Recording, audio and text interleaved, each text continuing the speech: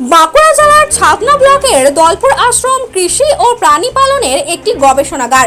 এখানে বিভিন্ন কৃষি পদ্ধতি যেমন পরীক্ষা নিরীক্ষা করা হয়, তেমনি উন্নত মানের বীজ তৈরিরও গবেষণা করা হয়।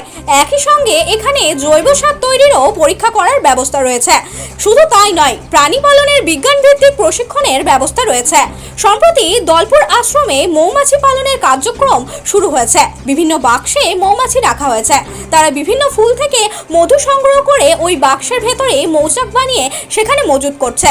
নির্দিষ্ট সময় পর ওইসব বাক্স থেকে মধু সংগ্রহ করা হয়। বর্তমানে বাজারে বিভিন্ন কোম্পানির মধু বিক্রি হয়, তা কিন্তু প্রকৃত মধু নয়, কৃত্রিম উপায়ে তৈরি। এই মধুর দাম আকাশ ছোঁয়া। আমাদের দৈনন্দিন জীবনে খাদ্য হিসেবে এবং নানান রোগ উপশমের ক্ষেত্রে প্রাকৃতিক মধুর চাহিদা ব্যাপক। সুতরাং এই মৌমাছি পালনের মাধ্যমেও কর্মসংস্থানের একটা সুযোগ রয়েছে। কিভাবে মৌমাছি পালন করা হয় তারই প্রশিক্ষণ এই দলপুর আশ্রম থেকে পাওয়া যাবে। আগ্রহী ব্যক্তিরা এখানে যোগাযোগ করতে পারেন। বাঁকুড়া থেকে সুনীল দাসের রিপোর্ট, RLM নিউজ। এটা এপিস ইন্ডিকা প্রজাতিটা, এগুলো তো বাক্সতেই চাষ করা হয়।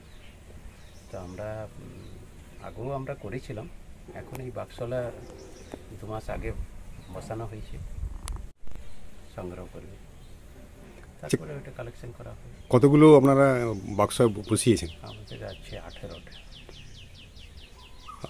আচ্ছা, কি এই সিজনটাই কি মৌ চাষের পক্ষে উপযুক্ত? হ্যাঁ, এখন তো গাছে ফুল টুল আছে, ওরা মধু সংগ্রহ করছে।